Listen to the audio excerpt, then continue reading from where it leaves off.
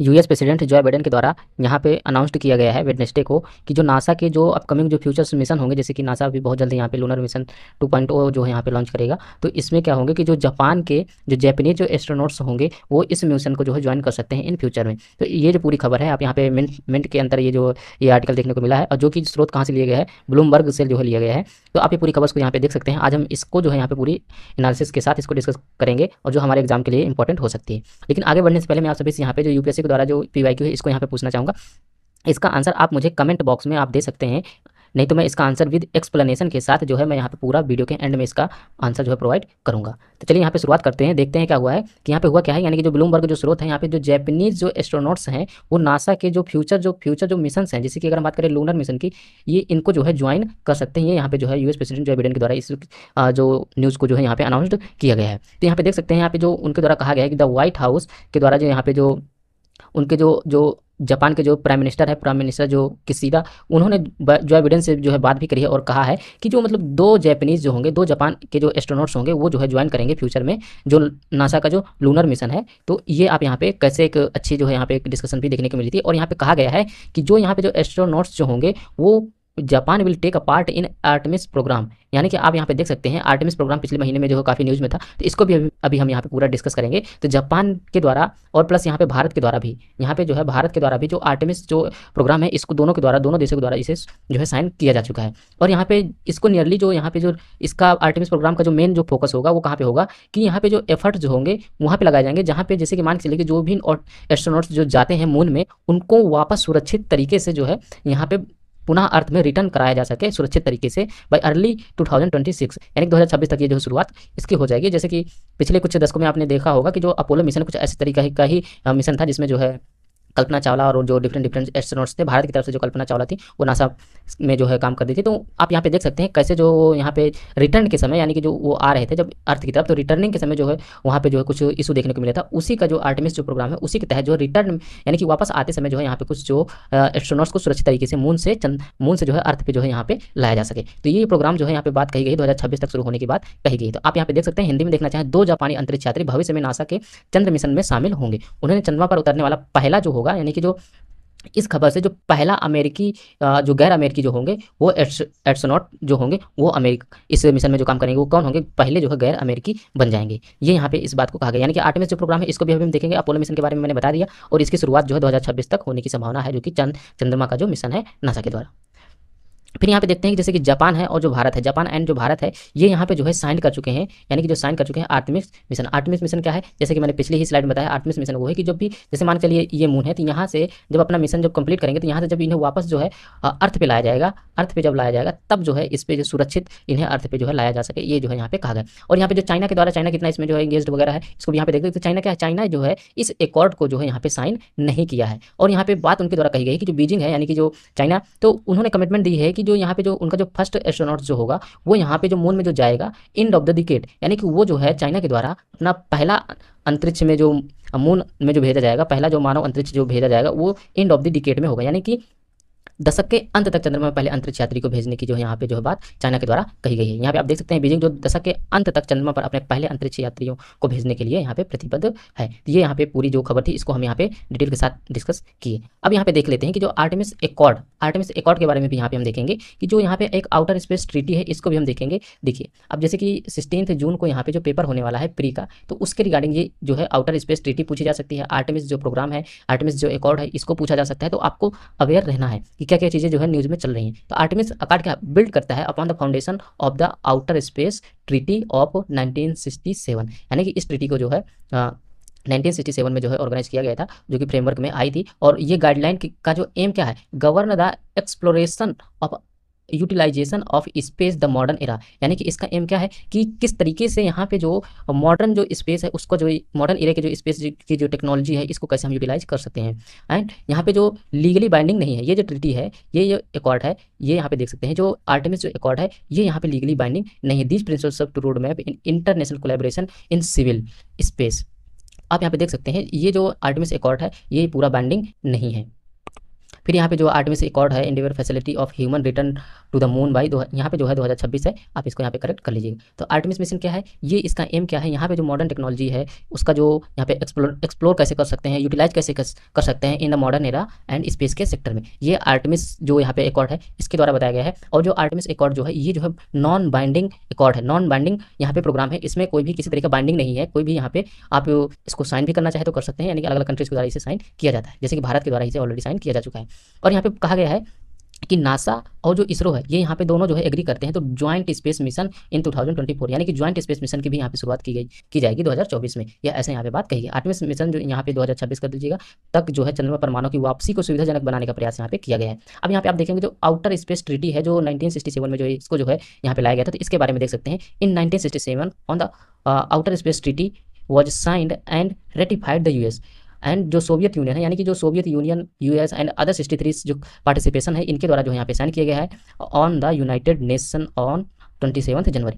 तो आप यहाँ पे देख सकते हैं कि जो ये जो फोर्स में कब आई थी, 1967 में आई, और यहाँ पे जो यूनाइटेड नेशन का इन्वॉल्वेशन है, और सबसे मोस्ट इंपॉर्टेंट है सोवियत यूनियन, यानी कि आज के टाइम पे अगर बात करें रूस भी इस ट्रीटी का जो है पार्ट है। और इंडिया जो भारत के द्वारा यही से मार्च में जो है शामिल कर लिया गया है, जो कि भारत ने भी इस जो आउटर स्पेस ट्रीटी इसमें साइन किया है। लेकिन इसके लिए क्या होता है, इसके लिए जो भी पार्लियामेंट से अप्रूवल की जरूरत होती है, तो लेकिन इसके लिए जो है 15 साल के बाद यहाँ पे 1982 में जो है Indian parliament ratify the document, इसको जो है रेटिफाई किया गया था। तो आप इसको याद रखना है, जैसे कि यहाँ पे आउटर स्पेस ट्रीटी क्या है, ये इन्फोर्स में कब आई, कौन कौन से जो है कंट्रीज यहाँ पे इन्वॉल्व है। सबसे पहले आपको याद रखना है रूस यहाँ पे जो है साइन किया है, ये याद रखना है, भारत साइन किया है, प्लस भारत इसने अप्रूवल कब दिया पार्लियामेंट से, तो 1982 में से अप्रूवल यहाँ पे दिया। तो इस सारी बातों को आपको याद रखना है। प्लस आर्टेमिस जो एकॉर्ड है इसका एम क्या है, एम आप यहाँ पे पूरा देखना चाहते हैं, एम जो है यहाँ पे पूरा डायरेक्टली लिखा गया है कि जो आर्टेमिस एकॉर्ड है ये इसका जो एम है, आप यहाँ पे एम देखना चाहें, to govern and exploration and utilization of space in the modern era. ये आप पूरी इस लाइन को आप यहाँ पे देख सकते हैं, ये इसका आर्टेमिस का जो यहाँ पे है ये जो पूरा एम है। और ये क्या है, वाइल नॉट लीगली बाइंडिंग, ये भी आपको याद रखना है, आर्टेमिस जो प्रोग्राम है ये लीगली बाइंडिंग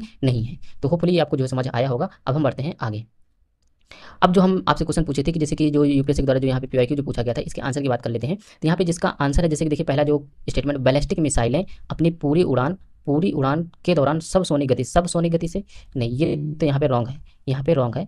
और क्रूज मिसाइलें केवल, जब यही स्टेटमेंट रॉन्ग हो गया तो ये तो पूरा हो गया, यानी कि पहला ये नहीं होगा, इसमें पहला दे रखा है, ये भी नहीं होगा। फिर अग्नि 5 के बारे में दे रखा है, अग्नि 5 एक मध्यम दूरी, जी नहीं, मध्यम दूरी नहीं है, इंटरकॉन्टिनेंटल बैलिस्टिक मिसाइल है। और ये क्या है, इसकी जो रेंज है 5000 किलोमीटर है, और ये जो है ICBM मिसाइल है। तो ये दूसरा स्टेटमेंट भी यहाँ पे रॉन्ग हो जाता है। तो यानी कि जो हमारा करेक्ट आंसर होगा डी, नन ऑफ दीज, यानी कि ना तो पहला और ना ही दूसरा। अब देखिए हमारे जो स्टेटमेंट है अग्नि 5 के बारे में दे रखा है, तो हम अग्नि 5 के बारे में यहाँ पे कुछ बातें, बेसिक बातें डिस्कस कर लेते हैं, क्योंकि पिछले महीने जो है यहाँ पे अगर हम मार्च की बात करें तो मार्च में कुछ न्यूज़ आई थी दिव्यास्त्र के बारे में, जो कि रिलेटेड है अग्नि 5 से, तो ये हमारे लिए इंपॉर्टेंट हो सकती है। तो इसको भी हम यहाँ पे देख लेते हैं। जैसे कि आप यहाँ पे देख सकते हैं कि डीआरडीओ के द्वारा, यहाँ पे डीआरडीओ के द्वारा सक्सेसफुली कंडक्ट किया गया था मिशन बाई द दिव्यास्त्र। किसके द्वारा, दिव्यास्त्र जो कंडक्ट किया गया था डीआरडीओ द्वारा। फर्स्ट पॉइंट आपको ये याद रखना है। फिर यहाँ पे जो इंडिजीनियसली डेवलप किया गया है अग्नि 5 मिसाइल को, और यहाँ पे जो टेक्नोलॉजी का प्रयोग किया गया है MIRV टेक्नोलॉजी का प्रयोग किया गया है, इसको भी अभी हम डिस्कस करेंगे। तो आपको ये याद रखना है MIRV टेक्नोलॉजी अग्नि 5 को जो है इंडिजीनियसली जो है डेवलप किया गया है डीआरडीओ के द्वारा, और ये मिशन ये आपको याद रखना है। आप यहाँ पे देख सकते हैं पूरा जो है PIB का है, यहाँ पे 11 मार्च की खबर है ये, आप यहाँ पे पूरा देख सकते हैं। यहाँ पे आप देख सकते हैं डीआरडीओ ने जो है फर्स्ट सक्सेसफुल जो यहाँ पे टेस्ट है, यहाँ पे जो है इंडिजीनियस डेवलप जो अग्नि 5 है, इसको यहाँ पे जो सक्सेसफुली जो कंडक्ट कर लिया है। ठीक है, अगर आप देखिए इसका देखना चाहें तो यहाँ पे क्या है, multiple independently targetable re entry vehicle, ये जो टेक्नोलॉजी है ये इसका यहाँ पे फुल फॉर्म भी दिया गया है। और इसको जो लॉन्च कहाँ पे किया गया है, यहाँ पे लॉन्च किया गया है डॉक्टर अब्दुल कलाम आइलैंड उड़ीसा, ये आपको याद रखना है। इसको कहाँ पे टेस्ट किया गया है, डॉक्टर अब्दुल कलाम आइलैंड जो जिसका नाम रखा गया था पहले। तो आप यहाँ पे देख सकते हैं उड़ीसा में लॉन्च किया गया है मिशन दिव्यास्त्र, ये आपको याद रखना है, मिशन दिव्यास्त्र। ये इंडिजीनियस है, ये आपको याद रखना है, दिव्यास्त्र आइलैंड। और आप इसके बारे में यहाँ पे जो जानकारी दी गई है ये तो हमारे एग्जाम के लिए इंपॉर्टेंट नहीं है, लेकिन इससे आपको ये 3 पॉइंट याद रखने हैं। फिर अब यहाँ पे देखते हैं अग्नि 5 क्या है, इंटर कॉन्टिनेंटल बैलिस्टिक मिसाइल है, जो कि इंडिजीनियसली डेवलप किया है डीआरडी। ये भी पॉइंट आपको याद रखने हैं। इंटर कॉन्टिनेंटल मतलब कि एक कॉन्टिनेंट से दूसरे कॉन्टिनेंट में जाकर के जो है अटैक कर सकती है। इसकी रेंज क्या है, 5000 किलोमीटर है, और ये क्या है 3 स्टेजेस में जो है सॉलिड फ्यूल इंजन का जो है इसमें प्रयोग किया जाता है। अब फाइनली आते हैं कि इस न्यूज़ से जो हमारे एग्जाम के लिए इंपॉर्टेंट क्या है। सबसे पहला पॉइंट आपको याद रखना है कि इंटर कॉन्टिनेंटल बैलिस्टिक मिसाइल है, ये इसकी रेंज कितनी है, 5000 किलोमीटर है। ये यहाँ पे देखना है कि जो 3 स्टेजेस जो सॉलिड फ्यूल्स का जो यहाँ पे जो प्रयोग किया जाता है, सॉलिड फ्यूल इंजन का प्रयोग किया जाता है, ये पॉइंट याद रखना है। किसके द्वारा डेवलप किया गया है, यहाँ पे डीआरडीओ के द्वारा जो है इसे डेवलप किया गया। कहाँ इसे जो है फर्स्ट टेस्ट किया गया था, तो अब्दुल कलाम आइलैंड पे किया गया था। किस मिशन के तहत किया गया था, तो ये किया गया था मिशन दिव्यास्त्र के तहत किया गया था। और ये क्या है, ये एक इंडिजीनियस है, ये 5 से 6 पॉइंट आपको इसमें याद रखने हैं, जो कि हमारे एग्जाम के लिए इंपॉर्टेंट है प्री के हिसाब से। अब यहाँ पे हम डिस्कस करेंगे कि यानी कि जो यहाँ पे जो MIRV जो टेक्नोलॉजी, इसको भी हम यहाँ पे डिस्कस करते हैं। देखिए अब यहाँ पे क्या है, इसके की फैक्ट क्या हो सकते हैं। जैसे कि अगर आप यहाँ पे देखें इसके की फैक्ट की अगर हम बात करते हैं, जैसे कि आप इसमें भी देखना चाहें, जैसे कि मान के चलिए ये यहाँ पे जो मिसाइल जो हो जाती है, तो इसका जो वॉरहेड होता है, यानी कि जो आगे वाला जो जहाँ पे वॉरहेड रखे होते हैं, वहाँ पे क्या है, मल्टीपल जो वॉरहेड होते हैं वो इनको कैरी कर सकता है और डिफरेंट लोकेशन में इनको जो है टारगेट कर सकता है। और 3 से 4 जो है यानी कि जो वॉरहेड जो है इनको ले जाने में ये क्या है, कैपेबल है, और टारगेट कर सकता है डिफरेंट लोकेशन इंडिपेंडेंटली। आप यहाँ पे देख सकते हैं इसका प्रयोग जो है 1970 में किया गया था बाय द यूनाइटेड स्टेट।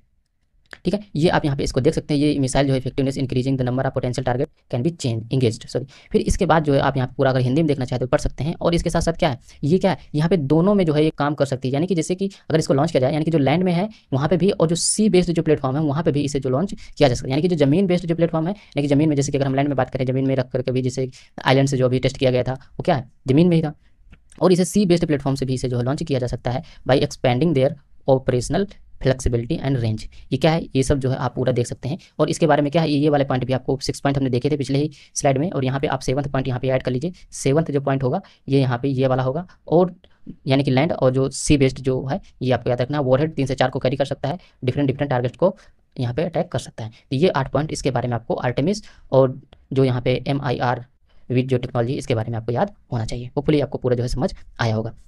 जैसे कि देखिए MRIV जो टेक्नोलॉजी है, यहाँ पे MIR होना चाहिए, भूमि आधारित प्लेटफॉर्म और समुद्र आधारित प्लेटफॉर्म, जैसे कि पनडुब्बियों दोनों से लॉन्च किया जा सकता है। ये आप यहाँ पे पूरा देख सकते हैं।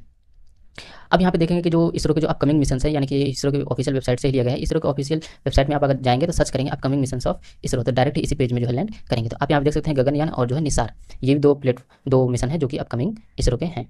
तो ये रहा हमारा जो आज का जो वीडियो है, इसके बारे में जो फीडबैक है ये जरूर दीजिएगा, क्योंकि इस सबको बनाने में, कंटेंट को बनाने में बहुत ज़्यादा टाइमिंग और जो रिसर्च वगैरह भी करनी पड़ती है। तो इस सबको देखते हुए वीडियो अच्छी लगी हो तो वीडियो को लाइक करिएगा, और चैनल पर पहली बार आए तो सब्सक्राइब जरूर करिए। चलिए हम मिलते हैं नेक्स्ट वीडियो में।